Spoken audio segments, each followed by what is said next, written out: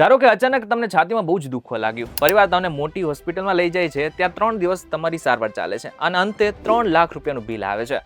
પરંતુ તમને ખબર છે કે તમારી પાસે ઓલરેડી 10 લાખ રૂપિયાની પોલિસી છે, પરંતુ જ્યારે તમે મેડિક્લેમ પાસ કરવા માટે મૂકો છો ને ત્યારે 1.5 લાખ રૂપિયા જ પાસ થાય છે, તમારે 1.5 લાખ રૂપિયા ભરવાના આવે છે. તમને એક પ્રશ્ન થયો કે મેં તો 10 લાખ રૂપિયાની પોલિસી રાખેલી છે, છતાં પણ કેમ મારે 1.5 લાખ રૂપિયા ભરવાના આવે છે? તો એની પાછળનું કારણ એ છે કે તમને હજુ સુધી મેડિક્લેમ અને હેલ્થ ઇન્સ્યોરન્સ પોલિસી શું છે, એના વચ્ચેનો તફાવત શું છે એ ખબર જ નથી.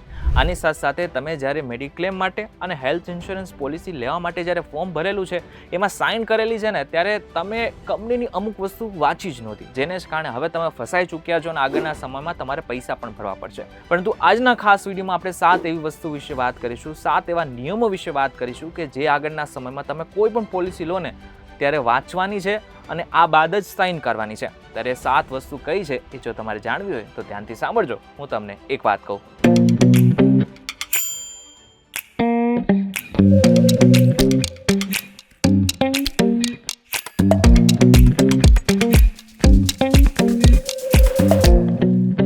એક વખત આપનું સ્વાગત છે અને હું છું આપનો દોસ્ત કરજ ચરોતરા. સૌથી પહેલા આપણે વાત કરી લઈએ કે આ મેડિક્લેમ અને હેલ્થ ઇન્સ્યોરન્સ પોલિસી વચ્ચે ડિફરન્સ શું છે. જો મેડિક્લેમ હોય ને એ બેઝિકલી શું કરે, તમે જ્યારે હોસ્પિટલમાં દાખલ થાઓ ત્યારે બેડ અને આની સાથે સાથે એકચ્યુઅલમાં જે દવાનો ખર્ચો હોય ને એ કવર કરે છે. આને સામાન્ય ભાષામાં બેઝિક પોલિસી કહેવામાં આવે છે. પરંતુ જે મેડિકલમાં હેલ્થ ઇન્સ્યોરન્સ પોલિસી હોય છે એ 360 ડિગ્રી તમારું બધું જ કવર કરી લે છે. એટલે કે લગભગ 60 દિવસ પહેલાનો લગભગ 180 દિવસ પછીનો બધો જ ખર્ચો કંપની ઉઠાવે છે. હવે 7 વસ્તુની વાત કરીએ, 7 નિયમોની વાત કરીએ કે જે આગળના સમયમાં તમારે હંમેશા યાદ રાખવાની છે. સૌથી પહેલું સમ ઇન્શ્યોર્ડ, એટલે કે હવે આગળના સમયમાં તમારે પોલિસી લેવાની છે તો પહેલા 5 લાખ રૂપિયાની પોલિસી છે કે પછી 10 લાખ રૂપિયાની પોલિસી છે, આવું વિચારીને તમને એવું લાગતું હોય કે 10 લાખ રૂપિયા તમે ક્યારે વાપરીને રાખશો. તો મહત્વની વાત તો એ છે કે જ્યારે કોઈ મોટી બીમારી આવે ને, જેમ કે હાર્ટ એટેક છે કે પછી કોઈ ટ્રાન્સપ્લાન્ટ કરવાનું છે, ત્યારે મહત્વની વાત તો એ છે કે ત્યારે 5 લાખ કે 10 લાખ રૂપિયા કઈ રીતે પાણીની જેમ વહી જાય ને એ આપણને ખબર જ નથી હોતી. એટલા માટે થઈને ખાલી પ્રીમિયમ ઓછું છે એ ધારીને તમારે ઇન્સ્યોરન્સ નથી લેવાનું. તો તમારે 20 થી 30 લાખ અથવા તો એના કરતાં પણ વધારાની પોલિસી તમારે લેવી જોઈએ. બીજું, પ્રી અને પોસ્ટ હોસ્પિટલાઇઝેશનનો જે ખર્ચો છે એ કોણ ઉપાડશે? ધારો કે તમે હોસ્પિટલની અંદર ગયા, તમે એડમિટ થવાનું આવ્યું, પરંતુ એડમિટ થયા પહેલા તમારો સીટી સ્કેન થયો હતો, બીજા ઘણા બધા રિપોર્ટ્સ થયા હતા અને આ બાદ તમને લગભગ 30 દિવસ સુધી હોસ્પિટલમાં રાખ્યા અને આ બાદ તમારે ઘરે જવાનું થયું. મહત્વની વાત તો એ છે કે ઘણી બધી પોલિસી આજે એવી પણ છે કે જે પ્રી અને પોસ્ટ હોસ્પિટલાઇઝેશનનો જે ખર્ચો હોય છે ને એ પણ આપે છે. જો સારી પોલિસી હોય તો 60 દિવસ પહેલાનો અને 180 દિવસ પછીનો પણ આખો પ્લાન કવર કરીને આપતો હોય છે. ત્રીજું છે ડે કેર ટ્રીટમેન્ટ. હવે આજના સમયમાં આજના મેડિકલ સાયન્સમાં ઘણી બધી પ્રગતિ થઈ ગઈ છે.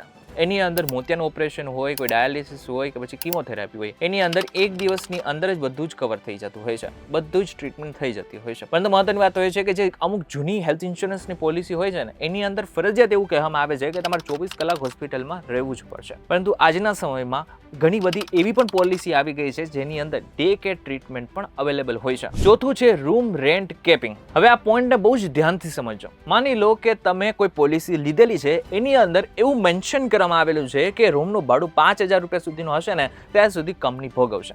પરંતુ હવે તમે જે રૂમમાં રહ્યા છો ને, એડમિટ થયા છો ને, એનું ભાડું લગભગ 10,000 રૂપિયા પર ડેનું છે.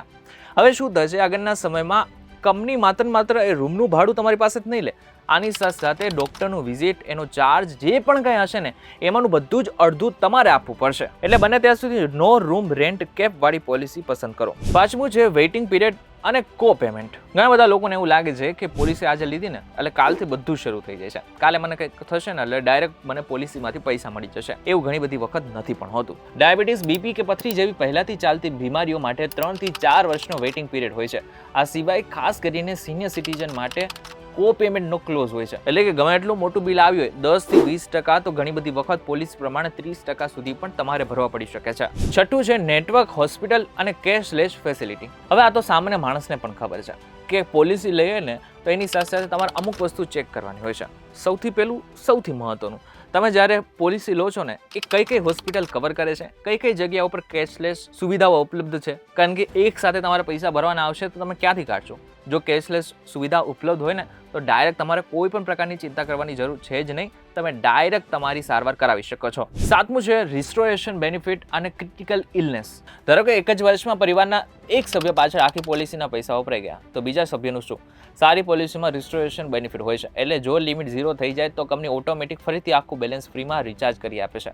આની સાથે સાથે કોઈ મોટી બીમારી જેમ કે હાર્ટ એટેક આવ્યો કે પછી કોઈ પણ બીજી મોટી બીમારી આવે એની અંદર ક્રિટિકલ ઇલનેસ કવર થાય છે કે નહીં, આ બધી વસ્તુ જોવી જરૂરી છે. ત્યારે આ 7 એવી વસ્તુ હતી કે જે તમારે જાણવી આગળના સમયમાં ખૂબ જ જરૂરી છે. અને આગળના સમયમાં જો તમે મેડિક્લેમ કે પછી હેલ્થ ઇન્સ્યોરન્સ પોલિસી લો છો તો બધા જ ટર્મ્સ એન્ડ કન્ડિશન એક વખત વાંચી લેજો. મેં તમને જે માહિતી આપેલી છે એ એક વખત યાદ કરી લેજો. અને આગળના સમયમાં તમારે શું કરવાનું છે, બેઝિકલી આ તમારા વિડીયો છે ને તમારા મિત્રો સાથે શેર કરી નાખવાનું છે.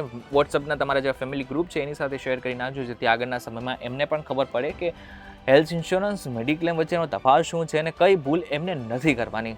આ વિડીયો પસંદ આવે તો વિડીયો લાઈક અને શેર જરૂરથી કરજો. તથા આવા જ ઇન્ફોર્મેટિવ વિડીયોઝ માટે એક વાત કહું, જોતા રહેજો.